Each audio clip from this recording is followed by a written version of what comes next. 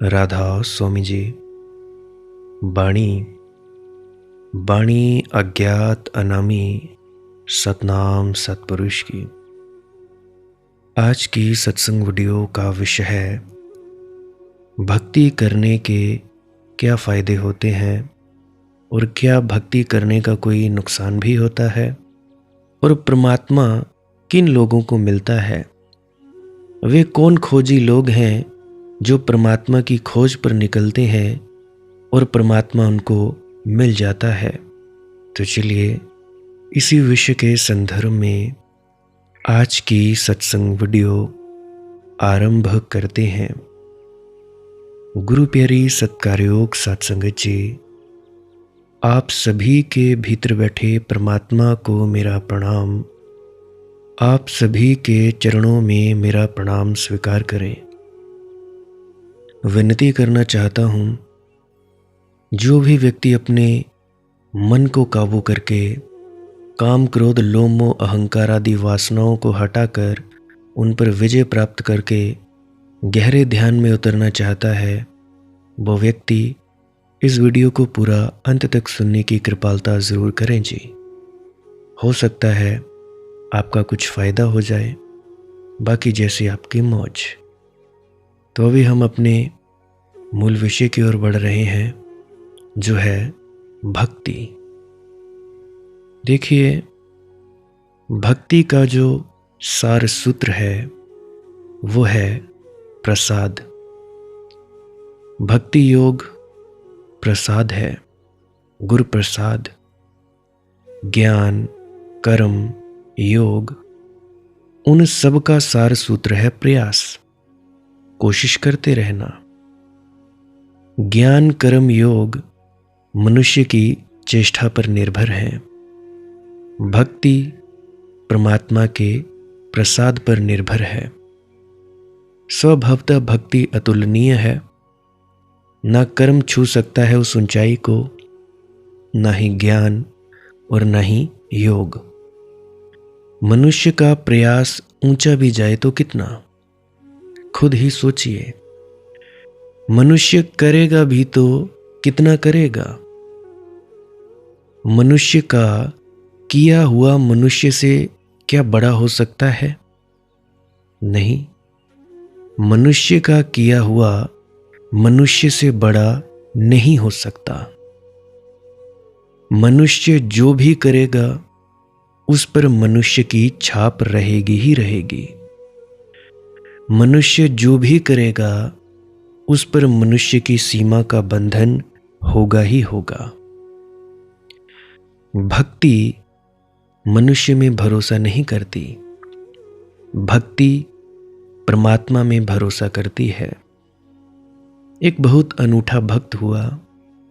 बात याद आती है मुझे बायजीद बिस्तामी की।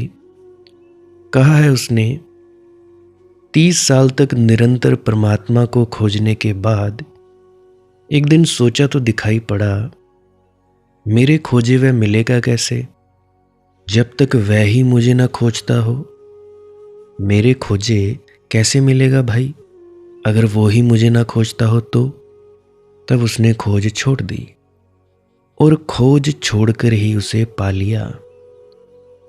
30 साल या 30 जन्मों की खोज से भी उसे पाया नहीं जा सकता, क्योंकि खोजेंगे तो हम अंधे, अंधकार में डूबे, पापग्रस्त, सीमाओं में बंधे, भूल चूकों का ढेर है हम ही तो खोजेंगे उसे।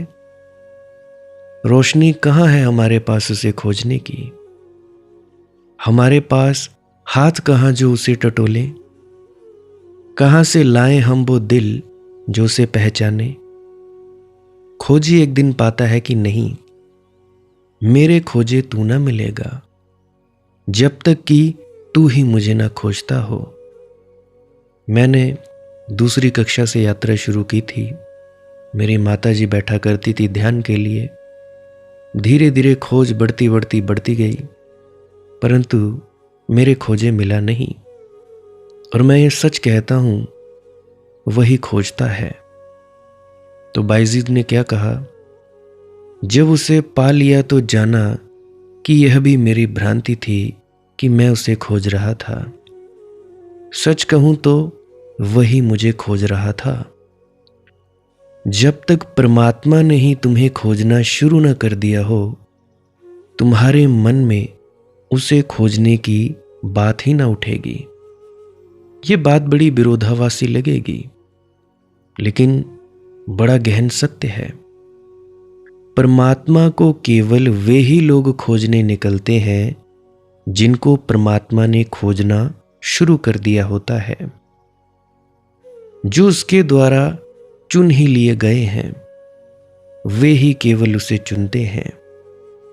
जो किसी भी भांति उनके हृदय में आ ही गया है, वे ही उसकी प्रार्थना में तत्पर होते हैं। तुम्हारे भीतर से वही उसको खोजता है। सारा खेल उसका है। तुम जहां भी इस खेल में कर्ता बन जाते हो, वहीं बाधा खड़ी हो जाती है, वहीं दरवाजे बंद हो जाते हैं। तुम लोग मुझसे पूछते हो ध्यान करें, क्या करें? मैं कहता हूं कुछ नहीं करना। कोई बुजुर्ग आ जाती है, स्त्री आ जाती है, कोई पुरुष आ जाता है कि बेटा वो तो मैं समझ गया या समझ गई, करना क्या है? मैं कहता हूं कुछ नहीं करना है। तो वो कहते हैं उसे पाएंगे कैसे? मैं कहता हूं कुछ नहीं करके। मैं कहता हूं कुछ न करना ही ध्यान है। ध्यान के वक्त हम कुछ नहीं करते हैं। वो जो कुछ नहीं करना है, उसका नाम ध्यान है।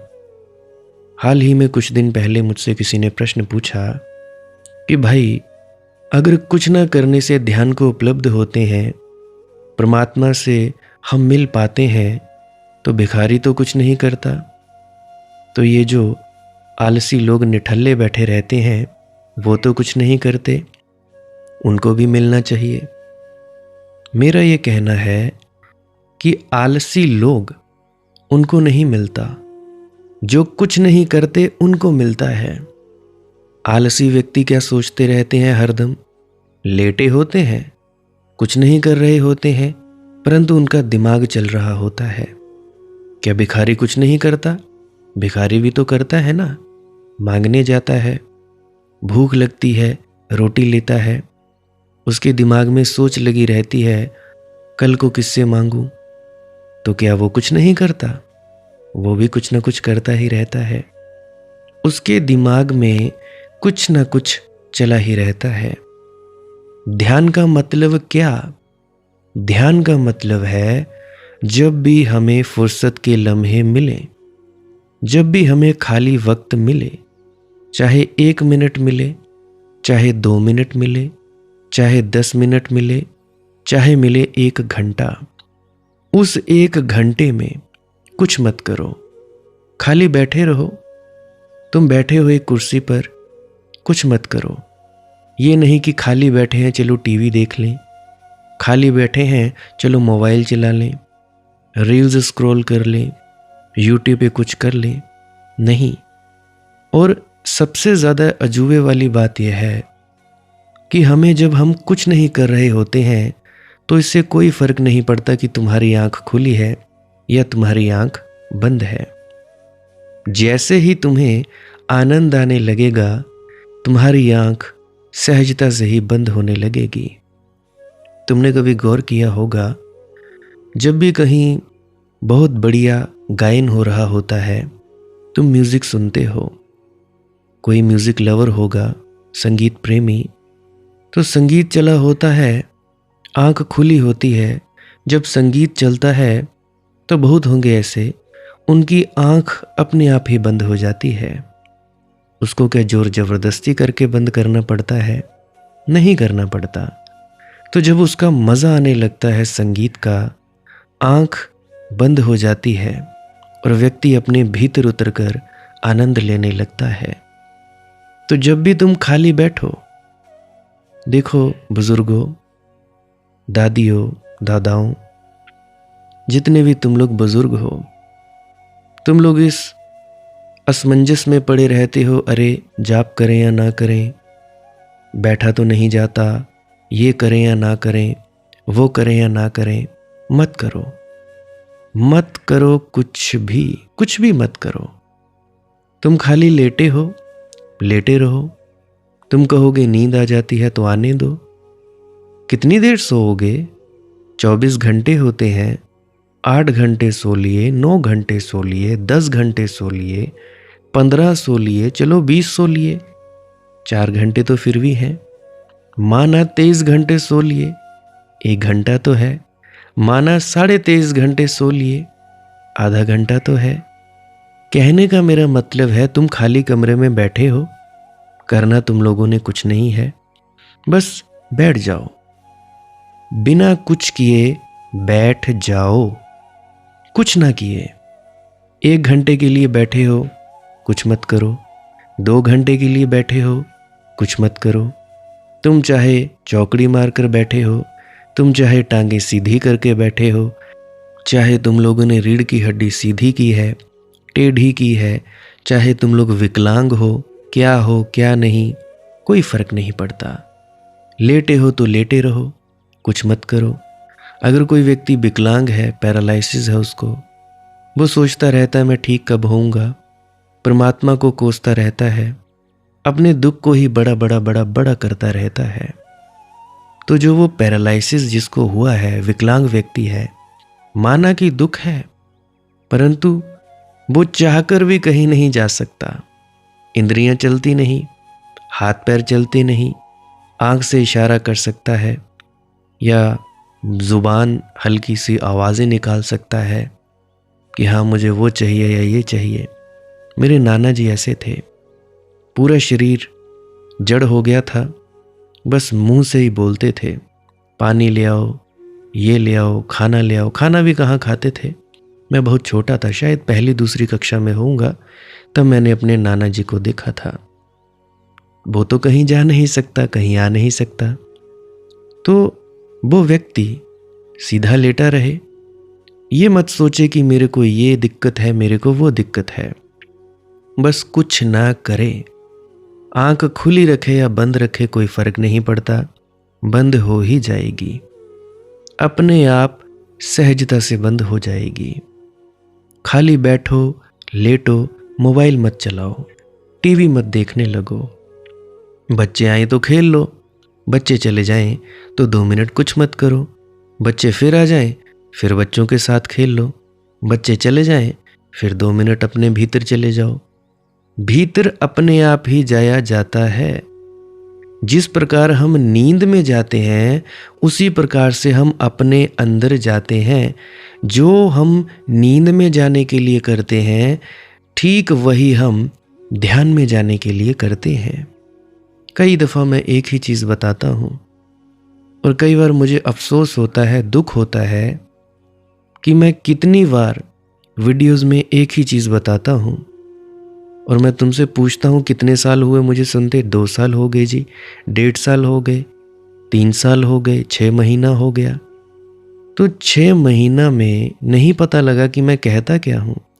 वही सवाल, वही। अब तो मैंने तुम्हारे जवाब देने भी बंद कर दिए हैं। जिन सवालों के जवाब में मैंने 1-1 घंटे की वीडियो बना दी गई होती है, उन सवालों के जवाब अब मैं नहीं देता। 2 मिनट का जो जवाब है वो कोई मायने नहीं रखता।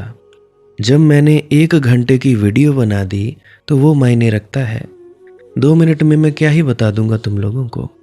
हाँ, कोई नया सवाल है, नई समस्या है, वो मुझसे पूछो जो मैंने अब तक वीडियो में नहीं बोली है। मैं इसी चीज़ को तो ख़त्म करना चाहता हूँ कि तुम लोग किसी पर निर्भर ना रहो।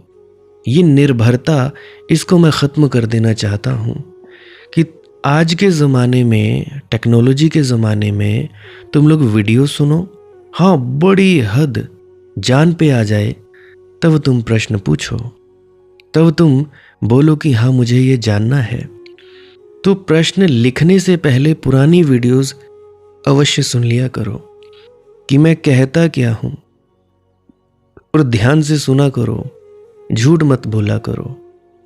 हालांकि झूठ बोलने से मेरा तो कुछ जाने वाला नहीं। मैं तुम लोगों को कोई इनाम नहीं दे दूंगा कि हाँ तुम मुझे 6 साल से सुन रहे हो, वाह वाह वाह वाह, तुमसे बढ़िया व्यक्ति तो कोई नहीं। मैं ऐसा नहीं कहने वाला।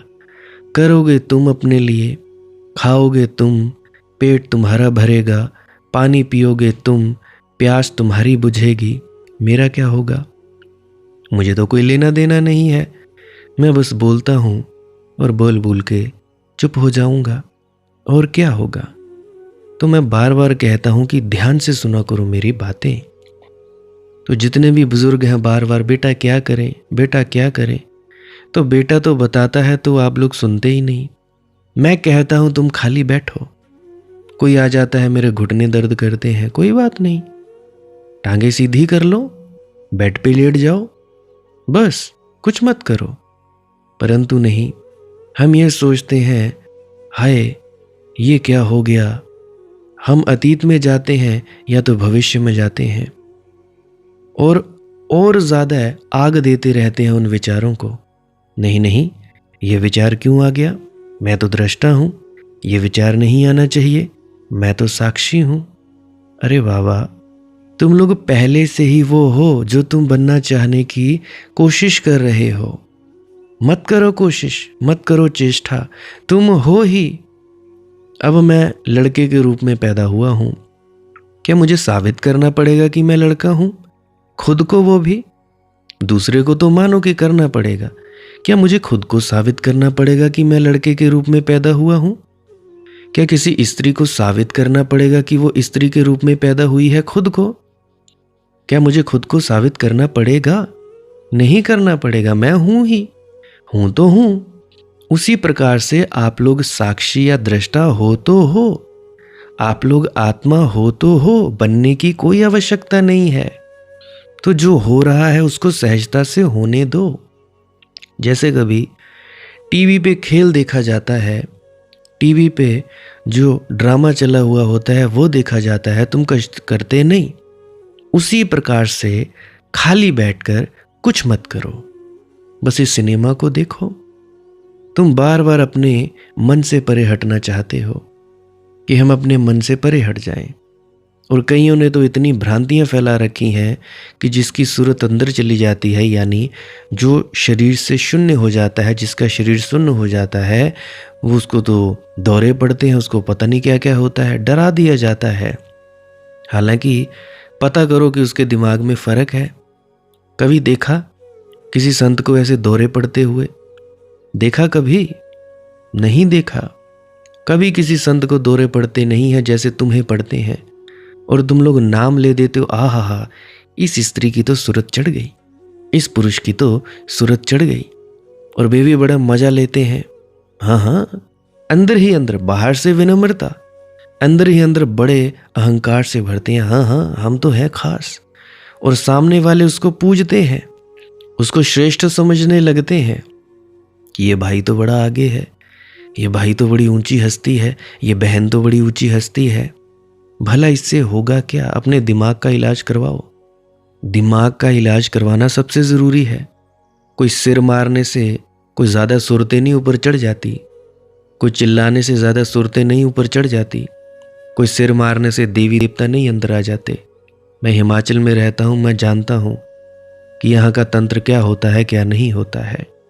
वो ज़्यादा सिर मारने से नहीं होता कुछ भी, कि तुम सिर मारने लगो, बाबा आ गया जी, कोई देवी आ गई, या कोई फलाना आ गया, या ढींगड़ा आ गया।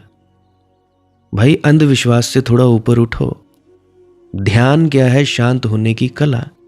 तुम अशांत हुए जा रहे हो, तुम जोर जोर से आवाज़ें निकालते हो, कोई आड़े टेढ़े तुम अपने अंग पैर हिला रहे हो। क्या है ये रेचन है, इसको कैथोरसिस कहा जाता है।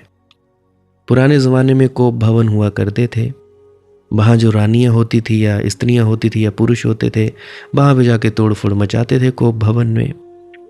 राम की कहानी सुनी होगी, क्या कही चली गई कोप भवन में, चूड़ियाँ तोड़ दी और पता नहीं क्या क्या किया। तो इस तरह से रेचन हुआ करता है। जो गुस्सा है वो भी रेचन है, जो तुम्हारे अंदर दबी वासना है वो भी रेचन है। 80 साल के हो गए, क्यों वासना उठती है? क्या सारी उम्र नहीं भोगा? भोगा होगा, परंतु दबाया भी होगा। कुछ बूढ़ियां हैं, 80 साल में भी काम वासना उठ रही है। बुजुर्ग हैं, बूढ़े हैं, शरीर काम नहीं करता, फिर भी भोगना चाहते हैं, बड़े दुखी होते हैं। कि अभी शरीर साथ नहीं दे रहा है, फिर भी हम भोगना चाहते हैं। 80 साल के। और मैं ये ऐसे नहीं हवाबाजी कर रहा हूँ। हमारे मोहल्ले में जहाँ मैं पैदा हुआ हूँ, चौकी मनियार में, वहाँ पे एक बुजुर्ग ऐसे हैं, 75 के पार चले गए हैं, अब भी स्त्रियों को देखते हैं, स्त्री चाहते हैं। हद होती है बात। और बात कर लो तो वो बहसबाजी में ऐसे कहते हैं जैसे मुझसे बड़ा कोई ज्ञानी नहीं। तो भैया, जो चीज़ दवाई है वो बाहर आएगी। जो स्त्रियां परेशान रहती हैं घर से, कोई भी स्त्री है, किसी को सास की चिंता, किसी को किसी की चिंता, तब उनमें देवी आती हैं, तब उनकी ऐसे सुरतें चढ़ती हैं।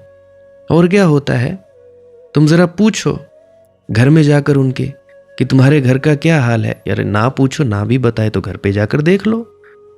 तो भैया, जब भी सुरत चढ़ती है तो शरीर स्थिर हो जाता है, मौन हो जाता है, पत्थर की तरह हो जाता है, हिलता डुलता नहीं। हाँ, शुरुआत में जब ऊर्जा ऊपर को उठती है तो शरीर आगे पीछे हिलता है, परंतु ये नहीं कि चीखने चिल्लाने लग जाओ। हाँ, कभी कभी डर जाते हो तब भी लग जाता है। एक आध बार हुआ, बार बार ही। बार बार तुम पाखंड करते हो, तुम्हें शर्म हया है कि नहीं? और तुम दूसरों से अपनी वाहवाही लुटवाते हो। हद होती है यार किसी बात की। तो भैया, इस भ्रांति को तोड़ दो कि भैया बड़ा शरीर को दर्द होता है। हाँ, घुटनों में हो जाता है, पाँव को हो जाता है। और एक बात और, मरने से डर लगता है, हर किसी को लगता है। कोई दादी आ जाती है, बेटा अब तो जिंदगी चली गई, मैं अगला जन्म नहीं लेना चाहती। अब मैं उस बूढ़ी स्त्री को कैसे झूठ बोल दूं कि तुम्हारा अगला जन्म नहीं होगा? होगा, गारंटीड होगा। क्योंकि अगर तुम अपने भीतर पहुंच गई होती तो तुम मेरे पास क्या सब्जियां खरीदने आई हो?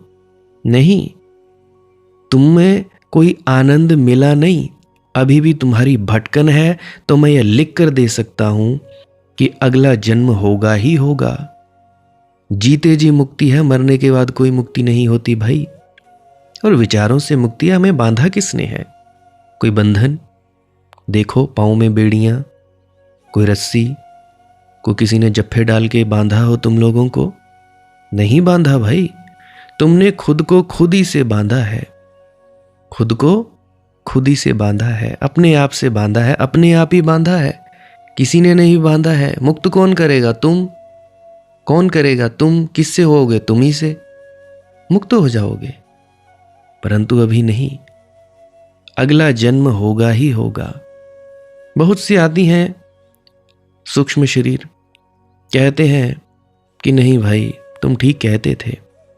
तो मैं पूछता हूं कि अब बताओ, गुरु आया? कहते हाँ आया। मैंने बोला फिर लेके क्यों नहीं गया?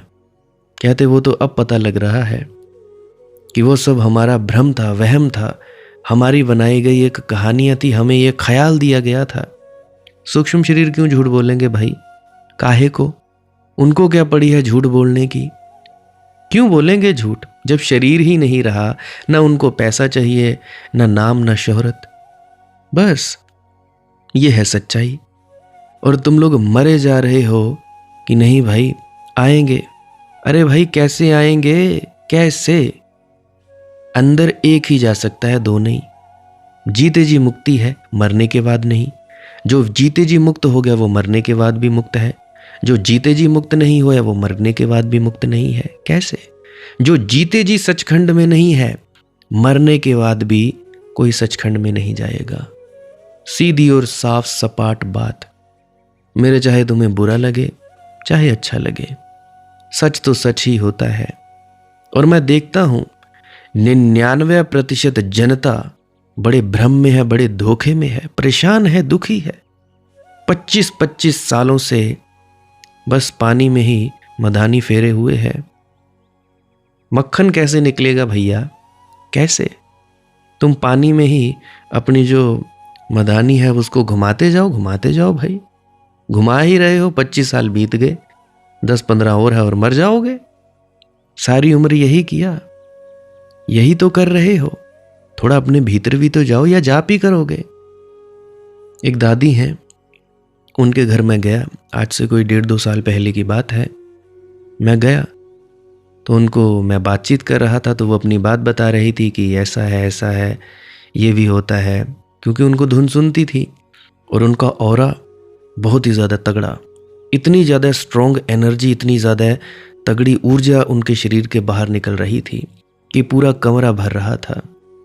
तो उनके नया मकान उन्होंने बनाया था, तो वहाँ पे हम बैठे थे, मैं बैठा था, तो वो बैठी थी, मेरा मित्र बैठा था, तो उनके पति बैठे थे, दादाजी। तो मैं बातचीत कर रहा था कि धुन के बारे में बातचीत कर रहा था। तो वो कहते कि धुन का क्या मतलब? मैं तो 40 वर्ष से सिर्फ जाप ही करता रहा। वो बड़े हैरान हुए कि ये भी है। मैंने कहा बिल्कुल, तुम किसी भी नए नामदानी सज्जन से पूछ लेना कि धुन सुनना भी कुछ होता है।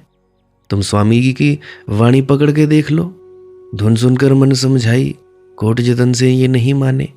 तुम सुनो ना, तुम उसकी वाणी सुनो और समझो और अमल करो। तुमने अमल किया कब? तुमने अपने गुरु की बात मानी कब? और कहते हो कि भैया हम बड़े दुखी हैं, तो दुखी ही होगे। तुमने तरक्की कर ली होगी, बाहरी पैसा कमा लिया, सब कुछ कमा लिया, परंतु फिर भी दुखी के दुखी क्यों? अंदर गए नहीं। 40 साल बर्बाद कर दिए तुम लोगों ने। 40 साल कम नहीं होते। यहां महावीर जी को 12 सालों में हो जाता है, बुद्ध को 6 सालों में आत्मज्ञान हो जाता है। सभी ऐसे ही हैं। को 10-12 सालों से कोई ज्यादा थोड़े ना लगेंगे, और क्या लगेंगे। फिर भी मैं सत्य जितना बोलता जाऊंगा तुम लोगों को शर्म तो आएगी नहीं, और जिन जिन लोगों को शर्म आएगी, मेरी बात बुरी लगेगी, अभी अनसब्सक्राइब करके चला जाएगा या सुनना छोड़ देगा। बात कड़वी है। तुम लोगों को मीठी मीठी बातें पसंद है। अभी 3-4 दिन पहले एक व्यक्ति कहते कि मुझे मीठी बातें कुछ कह दे मेरी पत्नी को तो उसको बड़ा अच्छा लगता है। भाई मेरे पास मीठी बातें सुनने के लिए आए हो तुम लोग? मीठी बातें कि तुम्हें मीठी नींद सुलाए रखूं? कब तक सोए रहोगे भाई? हर किसी व्यक्ति ने तुम्हें सुलाया ही तो है, किसी ने जगाने की कोशिश भी की है। सोए रहो। कोई कहता है जी सेवा करने से हमारे कर्म कट जाते हैं। मूर्खों के मूर्ख, किसके कर्म कटे? किसके? मुझे बताओ। कर्मो अपनो अपनी के नेड़े के दूर। यहां कोई व्यक्ति नहीं बचता। कोई सेवा करने से कर्म नहीं खत्म होते। सेवा करने से सिर्फ विनम्रता आती है। यह होता है कि हम झुकें, इतने झुक जाएं कि हाँ हमें ध्यान में उतरने के लिए मदद मिले। द रियल सेवा टू डू मेडिटेशन। उसके अलावा कोई सेवा उसका मुकाबला नहीं कर सकती। बाकी सारी सेवाएं सिर्फ माहौल बनाने के लिए हैं। माहौल। परंतु फिर भी तुम, पता नहीं तुम्हें कौन समझाता है, कौन सिखाता है, मुझे समझ ही नहीं आती। कहते तुम बाहर खोजते हो। क्या यह जाप बाहर का नहीं है? बाहर घूमने का नहीं है ये? क्या तुम्हें जाप इसीलिए दिया था कि तुम सारी उम्र टैं तोते की तरह टैं करते रहो? अरे भाई, धुन भी सुनना है। धुन सुनने का मतलब खाली मौन, कुछ मत करो, कुछ नहीं करना ही ध्यान है। तुम्हारे भीतर से वही परमात्मा उसको खोजता है। सारा खेल उसका। तुम जहां भी इस खेल में कर्ता बन जाते हो। अब देखो, करने की बात है। जब तुम करते हो, मैंने तो करना है, बाधा खड़ी हो जाती है, दरवाजे बंद हो जाते हैं। मैं कहता हूं तुम खाली रहो, उसे ही खोजने दो तुम्हारे भीतर से, तो तत्क्षण इस क्षण भी उस महाक्रांति का आविर्भाव हो सकता है। भक्ति को समझने में इस बात को जितना गहराई से समझ लो उतना उपयोगी होगा। भक्ति परमात्मा की खोजी नहीं है। भक्ति परमात्मा की खोज नहीं है। भक्ति परमात्मा के द्वारा मनुष्य की खोज है। मनुष्य हारकर समर्पण करता है, थक कर समर्पण करता है, पराजित होकर झुक जाता है, कहता है अब तू ही उठा तो उठा, अब तू ही संभाल तो संभाल, अब अपने से संभाला नहीं जाता। जो मैं कर सकता था किया, जो मैं हो सकता था हुआ, लेकिन मेरे किए कुछ भी नहीं हो पाता। मेरा किया सब अनकिया हो जाता है। जितना संभालता हूं उतना गिर जाता हूं। जितनी कोशिश करता हूं ठीक राह पर आ जाऊं उतना ही भटकता हूं। अब तू ही चला। जन्म तेरा है, जीवन तेरा है, मौत तेरी है, प्रार्थना मेरी कैसे होगी? नहीं हो सकती मेरी प्रार्थना। जो भक्ति है वह प्रेम रूपा भक्ति कर्म, ज्ञान और योग से भी श्रेष्ठतर है। श्रेष्ठता यही है कि वह अनंत के द्वारा तुम्हारी खोज है। गंगा सागर की तरफ जाती है तो ज्ञान, तो योग, तो कर्म। जब सागर गंगा की तरफ आता है तो भक्ति। भक्ति ऐसे है जैसे छोटा बच्चा पुकारता है, रोता है, मां दौड़ी चली आती है। भक्ति बस तुम्हारा रुदन है, तुम्हारे हृदय से उठी आह है। भक्ति तुम्हारे जीवन की सारी खोज की व्यर्थता का निवेदन है। भक्ति तुम्हारे आंसुओं की अभिव्यक्ति है। तुम कहीं जाते नहीं, तुम जहां हो वहीं ठिठक कर रह जाते हो। एक सत्य तुम्हारी समझ में आ जाता है कि तुम ही बस गलत हो, तुम गलत करते हो, ऐसा नहीं। कर्मयोग कहता है तुम गलत करते हो, ठीक करो तो पहुंच जाओगे। मैं ठीक से नहीं बैठ रहा हूं, मैं ठीक से नहीं, रीढ़ की हड्डी मेरी सीधी नहीं है, मैं चौकड़ी नहीं लगा पा रहा हूं, मेरी बाजुएं ऐसी होती हैं, हिलजुल होती है। यह कर्मयोग कहता है। ज्ञान योग कहता है तुम गलत जानते हो, ठीक जान लो, पहुंच जाओगे। तुम्हें विधि नहीं मालूम, तुम इस विधि से चलोगे तो पहुंच जाओगे। ये ज्ञान योग कहता है। योग शास्त्र कहता है तुम्हें विधियां पता नहीं, मार्ग पता नहीं। विधियां सीख लो, मार्ग सीख लो, तकनीक की बात है, पहुंच जाओगे। ये सब है कर्म योग, ज्ञान योग, योग शास्त्र। भक्ति क्या कहती है? तुम ही गलत हो। मान लो मैं भक्त हूं तो मैं क्या कहूंगा? मनदीप तू ही गलत है, मैं ही गलत हूं। तो न ज्ञान से पहुंचोगे, न कर्म से पहुंचोगे, न योग से पहुंचोगे। तुमसे छूट जाओ तो पहुंचना हो जाएगा, तुम ना बचो तो पहुंचना हो जाएगा।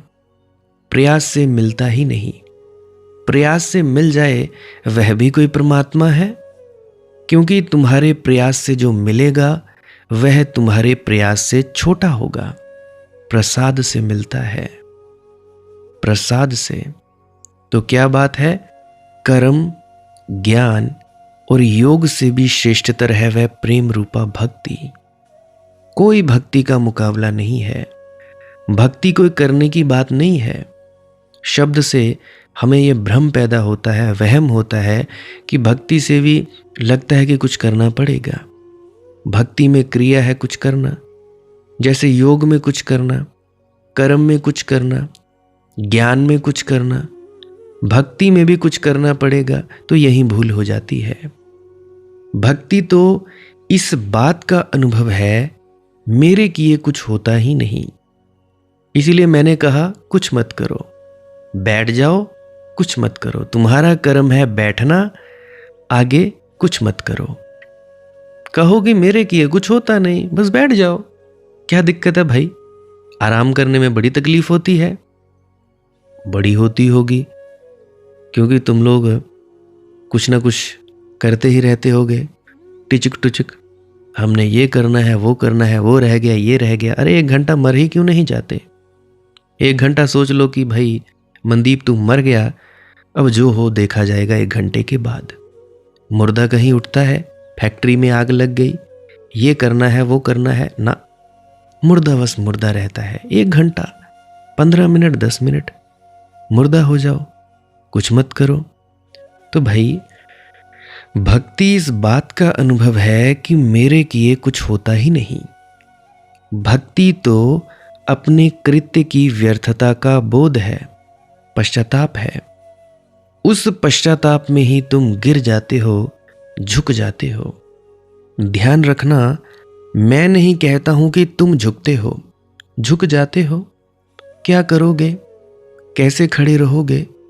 जब सब किया अनकिया सिद्ध होता है, जब अपने पैर जहां भी ले जाते हैं वहीं संसार मिलता है, और जब अपनी आंख जो भी दिखती है वही पदार्थ सिद्ध होता है, और जिसकी भी तुम प्रार्थना करते हो वही प्रार्थना आखिरी में कामना सिद्ध होती है, वासना सिद्ध होती है, तो फिर क्या करोगे? ठहर जाते हो। खड़े होने की भी जगह नहीं रह जाती, खड़े होने का बल भी नहीं रह जाता, गिर जाते हो। अगर अपनी तरफ से गिरे तो यह भी योग हुआ। अगर पाया कि गिर रहे हो, जैसे गिरना घट रहा है, झुकना घट रहा है, तो भक्ति हुई। भाषा के साथ अड़चन है। भक्ति भी कर्म बन जाती है। तुम कहते हो मैं जी भक्ति करता हूँ, मैं श्री कृष्ण की भक्ति करता हूँ, मैं श्री राम की भक्ति करता हूँ, मैं हनुमान जी की भक्ति करता हूँ, मैं परमात्मा की भक्ति करता हूँ, मैं इसकी भक्ति करता हूँ, मैं उसकी भक्ति करता हूँ। भाषा के साथ बड़ी अड़चन है। भक्ति को भी हम कर्म बना लेते हैं। भक्ति कर्म नहीं है, इसीलिए भक्ति की परम श्रेष्ठता है, क्योंकि भक्ति फल रूपा है। अब इसे समझें। वैज्ञानिक रूप से बोलने की चेष्टा करूंगा, क्योंकि साइंस का स्टूडेंट रहा हूं। तो जरा सुनिए। पानी को भाप बनाना हो तो आंच पर रखो, कारण मौजूद कर दो, कार्य घटेगा। जब 100 डिग्री गर्मी हो जाएगी, पानी भाप बनने लगेगा।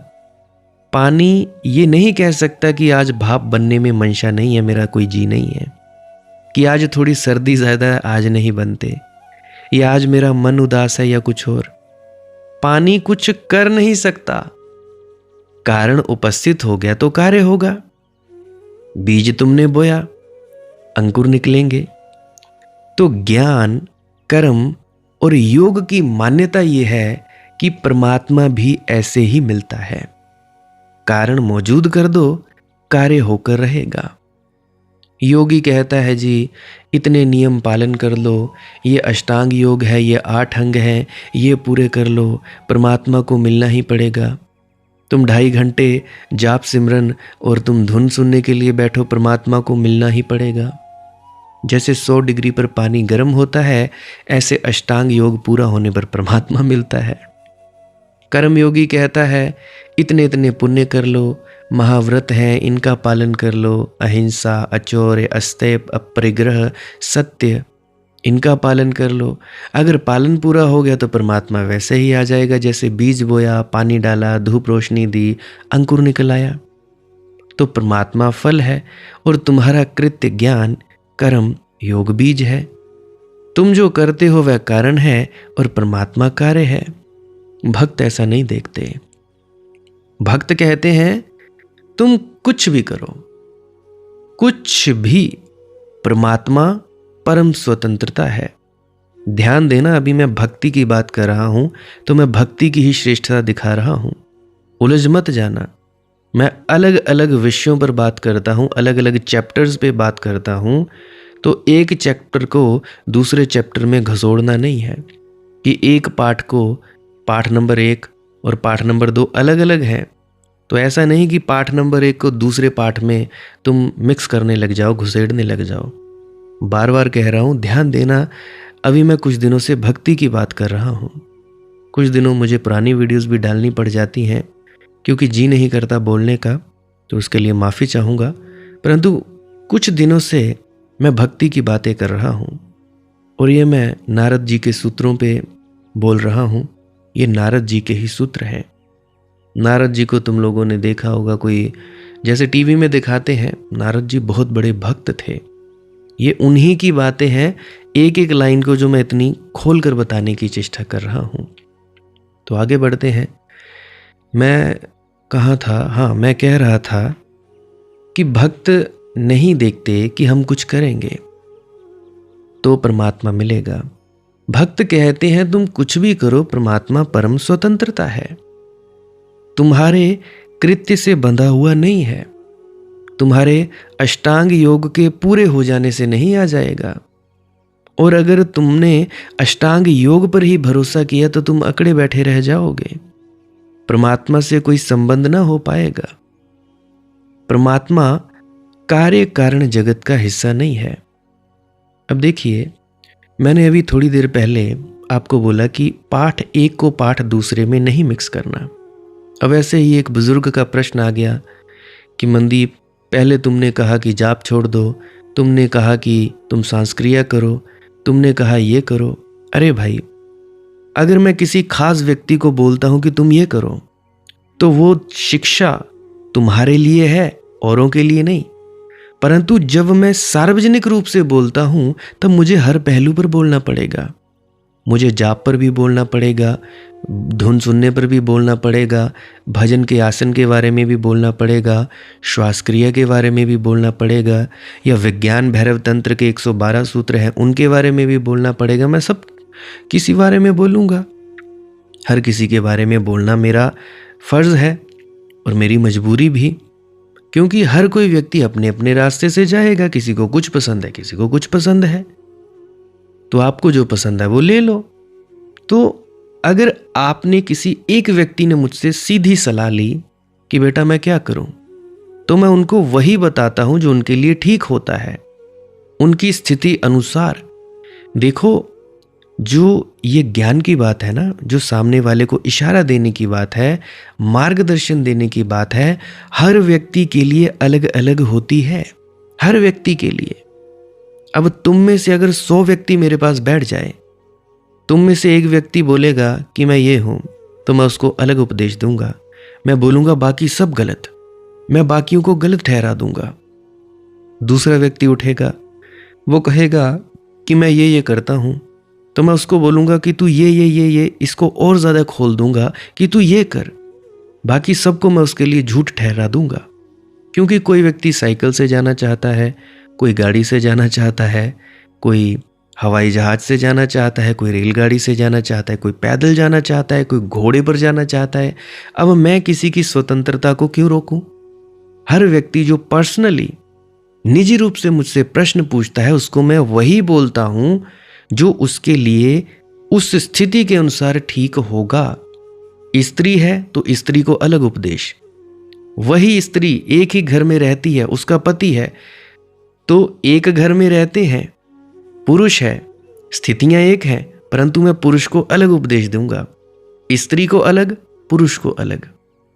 अगर बहन भाई हैं और वो अलग अलग घरों में रहते हैं, एक जैसे हैं, एक ही मां से आए, तो मैं उन दोनों को भी अलग अलग दूंगा उपदेश।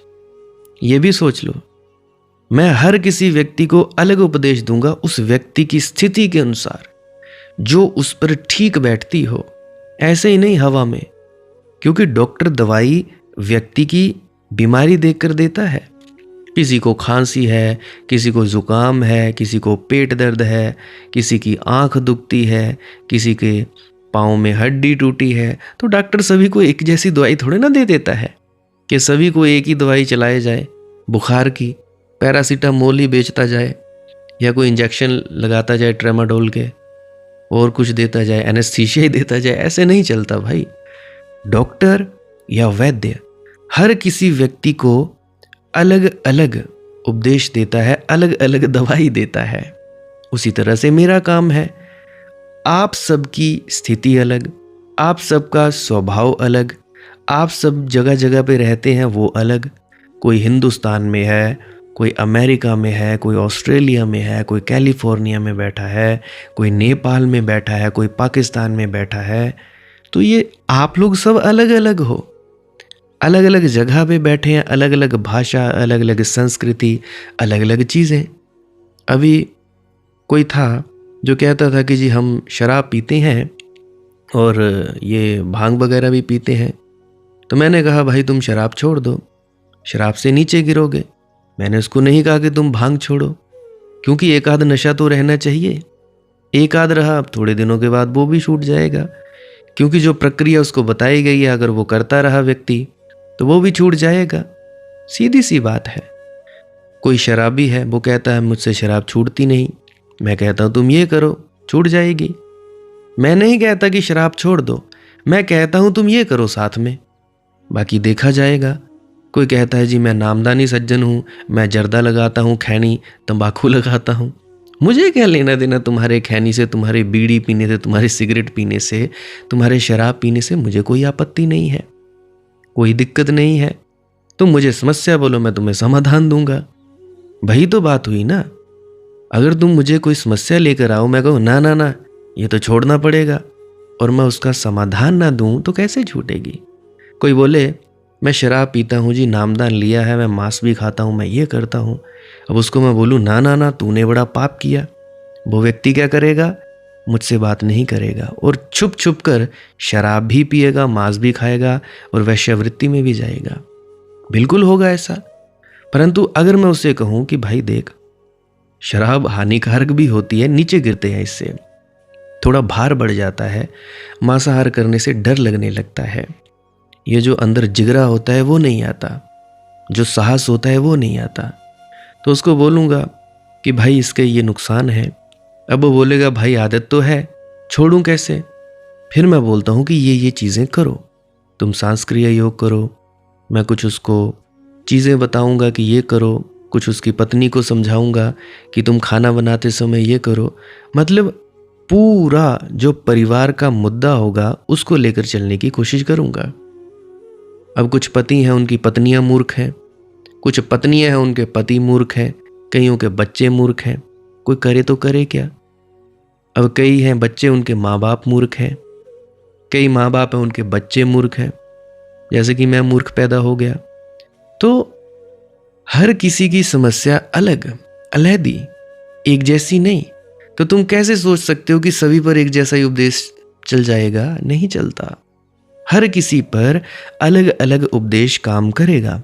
अब मैं इतनी वीडियोस बोल चुका हूं, पूरे 6 सालों में इतनी सारी वीडियोस में बोल चुका हूं। कोई किसी के लिए बढ़िया रही होगी, कोई किसी के लिए बढ़िया रही होगी, कोई दूसरे के लिए, कोई तीसरे के लिए। हर किसी की जिंदगी बदलेगी अगर कोई अमल करेगा, नहीं करेगा तो उसकी मौज। प्यास लगी हो तो कोई पानी पी लेगा, नहीं प्यास लगी है तो उसकी मौज। अब मैं कोई जबरदस्ती थोड़े ना उसका गला पकड़ के पिलाऊंगा उसको मुंह खोल के कि नहीं नहीं पी पानी, तू पी, पीता क्यों नहीं। यही सब हम लोग कर रहे हैं। किसी को प्यास नहीं लगी, नहीं नहीं तू एक बार चल के तो देख, जबरदस्ती, उसकी कोई इच्छा भी नहीं है, जबरदस्ती, नहीं नहीं तू चल के तो देख। बच्चों को घसीट रहे हैं तुम सत्संग सेंटरों में, नहीं नहीं तुमने चलना है। मेरे घर में जहां पे मैं पैदा हुआ हूं, मेरे चाचा जी गालियां निकालते हैं, मेरी चाचा जी की लड़कियां जो बहनें हैं, कि तू गई नहीं, तू गई नहीं सत्संग सेंटर। भला ये क्या हुआ, जबरदस्ती, जबरदस्ती से कोई चीज होती है। बच्चे का नहीं दिल है, बच्चे का दिल होगा वो जाएगा, नहीं दिल है तो क्यों जाएगा। मैं अपनी बात कहता हूं, पहली दूसरी कक्षा में होता था संडे को सत्संग। अब संडे को सत्संग चलता था कोई शायद 8 या 9 बजे। अब 8 या 9 बजे सत्संग शुरू होगा तो ख़त्म कितने बजे होगा, या तो 9 बजे होगा या 10:30 बजे या 10 बजे। तो वहाँ पे रहना होता था। तो सबसे बड़ी दिक्कत परेशानी की बात कि शक्तिमान आता था, शक्तिमान सीरियल हम देखते थे, तो मुझे बड़ा शौक था, आता एक दिन था तो शक्तिमान देखना भाई। तो शक्तिमान 1 घंटे का, वो भी 1 घंटे का सत्संग। तो मैं असमंजस में पड़ जाता था कि भाई सत्संग सुनूं, सेवा करवाऊं या मैं शक्तिमान देखूं। तो कई दफ़ा पास में ही घर है, वहाँ पे जोल में एक घर है, तो कोई 10-15 मीटर की दूरी होगी सत्संग सेंटर से। मैं कहीं वहाँ बैठ जाता, क्योंकि मेरी दादी जी के सभी जानकार ही थे, तो पहले वो वहाँ रुकती, कभी कभी फिर जहाँ जाती। तो जल्दी जल्दी से हम जाते सुबह सुबह। तो कभी कभी मैं शक्तिमान देखता, कभी कभी मैं सत्संग सुनता, बस बैठा रहता। और कभी कभी मेरी जेब में सिक्का होता, मैं सिक्के से खेलता रहता। तो भाई ये कोई जबरदस्ती थोड़े ना है। तुम लोगों को क्या पता तुम्हारा बच्चा आगे जाकर क्या हो जाएगा। तुम लोग जबरदस्ती क्यों थोपते हो उन पर ये धार्मिकता। आध्यात्मिक बनो, आध्यात्मिक हो जाओ, धार्मिक होने की कोई जरूरत नहीं है। आध्यात्म से जुड़ो, आध्यात्म से, परम तत्व से जुड़ो। स्वतंत्र हर कोई व्यक्ति रहना चाहता है, परंतु हम गुलाम बनाते हैं। ऐसा नहीं होता। हर किसी पे अलग अलग शिक्षा, हर किसी पे भाई। और एक बात मुझे याद आती है, तन मटकी मन दही सुरत विलोवन हार, तन मटकी मन दही सुरत विलोवन हार, माखन किसी संत ने चाख्या छाछ पिए संसार। भाई माखन खाए संत, माखन खाए साधु, छाछ पिए संसार। कि कुछ कुछ संसार भी पीता रहता है थोड़ा थोड़ा। तो भैया हर किसी के लिए उपदेश अलग है, हर कोई एक जैसा नहीं होता। 5 उंगलियां तुम्हारी एक बराबर नहीं है, तुम्हारे अंगूठे के फिंगरप्रिंट एक बराबर नहीं है, तो तुम सभी को एक ही तरह के क्यों बनाना चाहते हो? मुझे ये बताओ। सभी आध्यात्मिक नहीं हो सकते, कुछ लड़ेंगे, कुछ मरेंगे, कुछ कट्टरवादी होंगे, कुछ हिंदू मुस्लिम करेंगे, कुछ राजनेता बनेंगे, कुछ समाज सेवी बनेंगे, हर कुछ। तो जबरदस्ती की कोई आवश्यकता नहीं है। तो मैं बार बार कहता हूं कि भाई अपने आप को ठीक करो और अपने आप के लिए ही करो। सबसे पहले स्वार्थी हो जाओ, पहले अपना अर्थ तो ढूंढो, फिर दूसरे की मदद करना। भाई पहले स्व का अर्थ ढूंढो, फिर प्रार्थी बन जाना, दूसरे का अर्थ करना, दूसरे की मदद करना। वही बात है, खुद के पास पैसे नहीं और दूसरे को दान देने चले हो। 10 रुपये जेब में नहीं और सामने साधु को बोलते हो 100 रुपया देंगे, तू क्या देगा? ऐसे सौदेबाजियां करते हो। अपने पास कुछ है नहीं, साधु से बोलते हो तू क्या देगा हमें। हद होती है किसी बात की भाई। कितनी अजीब अजीब मूर्ताएं हैं। ये मैं आप लोगों को नहीं बोल रहा, ये मैं पुरानी जो मेरे अतीत की मूर्ताएं हैं उसके बारे में भी बोल रहा हूं। मैं भी ऐसा ही था। खैर अब तो बड़ी मालिक की मौज है, मालिक ने जैसा बनाना चाहा बना दिया, अब वो जैसा बनाना चाहेगा बना रहा है। तो हर किसी के लिए उपदेश अलग होता है। परमात्मा कार्य कारण जगत का हिस्सा नहीं है। परमात्मा का अर्थ क्या है? परमात्मा का अर्थ थोड़ा लंबा है, वैसे तो अर्थ का क्या ही बताना, परंतु फिर भी जो मेरी समझ में आएगा कल की वीडियो में हम बात करेंगे। आज के लिए बस इतना ही। किसी का कोई प्रश्न है, कोई दुख तकलीफ है, कमेंट सेक्शन में लिख दीजिए। प्रार्थना करना हमारा फर्ज है, बाकी आगे मालिक की मौज। जो विचार हैं वो भी लिख सकते हो कमेंट सेक्शन में, व्हाट्सएप पे लिख सकते हो, डिस्क्रिप्शन में मेरा नंबर है। किसी को गालियां निकालनी हो, भड़ास निकालनी हो, कह रहे तू ऐसा क्यों बोलता है, तू वैसा क्यों बोलता है, ऑलवेज वेलकम। स्वागत है हर किसी का, हर क्रिटिसिज्म का स्वागत है। कोई फ़र्क नहीं पड़ता तुम क्या बोलते हो क्या नहीं, कोई चक्कर की बात नहीं।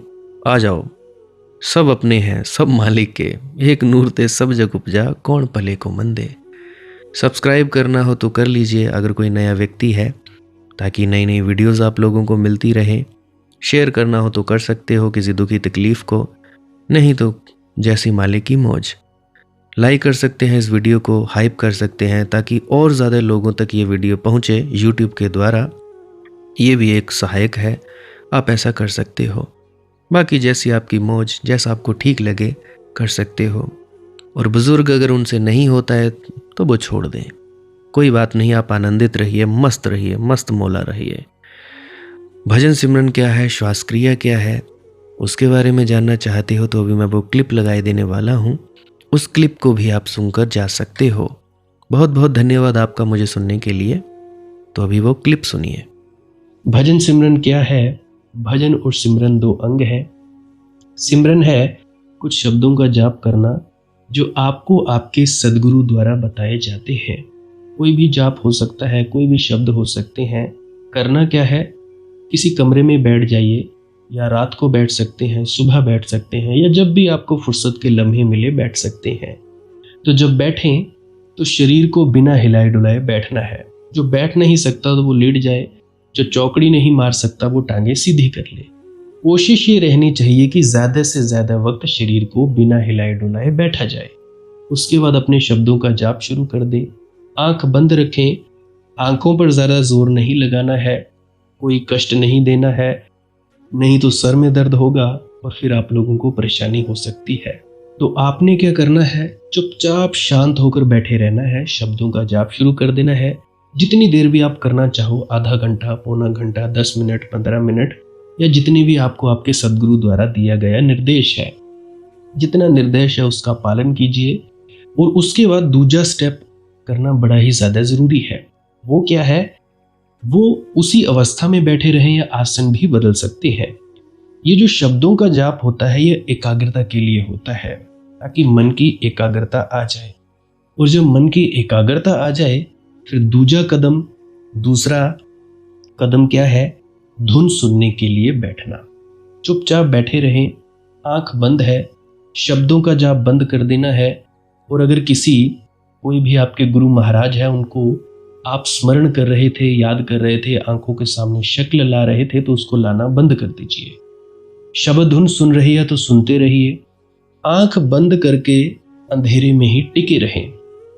टिके रहना है और ये इच्छा नहीं करनी है कि कुछ दिखे, कहीं पहुंचा जाए, परमात्मा को पाना है, ये करना है, वो करना है।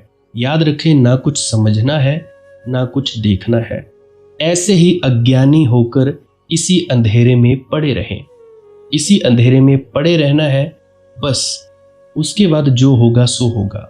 और अगर कोई अनुभव हो भी गया तो इससे ये नहीं कि अगली बार फिर से कामना करनी है कि ये वैसे ही हो। कामना ही सबसे बड़ी अड़चन है, इच्छा ही सबसे बड़ी अड़चन है, किसी चीज की तृष्णा करना ही सबसे बड़ी अड़चन है, मांग ही वासना है। अगर परमात्मा चाहिए तो कुछ नहीं मांगना है, चुपचाप बस बैठो, अपने आराम में बैठो, अपने विश्राम में बैठो। धीरे धीरे धीरे वो होगा जो होना चाहिए। अगर मैं ज़्यादा बोलूँगा तो आप लोग फिर से उसकी कल्पना कर लोगे कि जी ऐसा होता है, खंड ब्रह्मांड ऐसे होते हैं, चांद तारे दिखेंगे, फलाना ढिकाना। तो मैं ऐसा नहीं कहूँगा। मैं बस इतना कहूँगा, जो कुछ दिखता है, कुछ भी दिख जाए, वो मन है, वो माया है। जो नहीं दिखता वही आत्मा है, वही आत्मा में होना है। अब जैसा कि तुम लोग इसी अंधेरे में टिके रहोगे, टिके रहोगे, टिके रहोगे, तो कुछ दिनों के बाद या महीनों के बाद एक प्रकाश आएगा। वो प्रकाश पूरे शरीर में फैलता जाएगा और धीरे धीरे तुम इस प्रकाश के सहारे अपने आप में स्थित होगे। अब देखो, इस प्रकाश को देखने वाले भी तुम हो और इस शब्द धुन को सुनने वाले भी तुम हो। अब जो ये शब्द धुन को सुनता है और प्रकाश को देखता है, ये तुम हो। तो अपने आप में स्थित होना है, अपने आप को जानना ही सच्चा आत्मज्ञान है। खुद को जानना, खुद को जान लिया, मालिक को फिर जान जाओगे। तो इतनी सी प्रक्रिया है। और आगे आप श्वास क्रिया भी कर सकते हो। ये मुझे बताई गई थी विजय शर्मा जी द्वारा। वो एक उच्च कोटि के संत हैं, तो उन्होंने मुझे बताई, और मेरा फर्ज बनता है कि आप सभी को बताऊं। वैसे तो मैं रोज रोज बताता हूं, फिर भी आज फिर से बता रहा हूं। श्वास क्रिया क्या है? नाक से सांस लेना है, मुंह से छोड़ना है। लंबा सांस लेना है नाक से और मुंह से छोड़ देना है। 15 मिनट करें, 20 मिनट करें, आधा पौना घंटा, जितनी देर भी आप कर सकते हो करें। करने के बाद करना कुछ नहीं है, चुपचाप आंख बंद करके बैठ जाना है। लेट सकते हो तो लेट सकते हैं, वो आपकी अपनी इच्छा है। नींद आ जाए तो सो जाना है, शरीर को कष्ट नहीं देना है।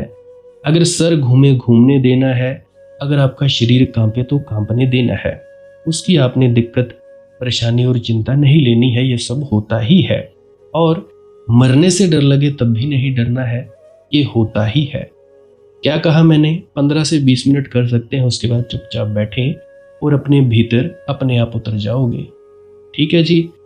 प्रेग्नेंट लेडीज़ बिल्कुल ना करें, जिनको दिल की बीमारी है या गोलियां वगैरह खाते हैं वो भी बिल्कुल ना करें, और बाकी सब कर सकते हैं। जिनको नींद नहीं आती वो अवश्य करें, और जिनको थोड़ा डिप्रेशन रहता है वो भी अवश्य करें, और जिनके बच्चे थोड़ी पढ़ाई में कमज़ोर हैं वो भी ज़रूर करें। बाकी आपकी मौज है, करना हो करिए, नहीं तो आपकी अपनी अपनी इच्छा है। और ध्यान दें, जब सिमरन करें तो उसके बाद सीधा भजन पे बैठें, और जब ये श्वास क्रिया करें तो इसके बाद सीधा भजन के लिए बैठें। अलग अलग प्रक्रियाएं हैं। एकाग्रता के लिए है श्वास क्रिया और एकाग्रता के लिए ही है भजन सिमरन। सिमरन भी एकाग्रता के लिए और श्वास क्रिया भी एकाग्रता के लिए। ठीक है, मिक्स नहीं करना है, अलग अलग करिए। अगर श्वास क्रिया करी तो उसके बाद सीधा धुन सुनने पर बैठें। अगर सिमरन के शब्दों का जाप किया उसके बाद फिर से धुन सुनने पर बैठें। बाकी आपकी अपनी मौज है, जो आपको रुचे वो कर सकते हो। अगर धुन सुनने लगे तो धुन सुनने पर ही डायरेक्ट बैठा जाए, परंतु श्वास क्रिया मत छोड़ना, क्योंकि श्वास क्रिया करने से शारीरिक, मानसिक और आध्यात्मिक लाभ मिलता है। तो बाकी आप कीजिए, आपकी मौज है। राधा स्वामी जी।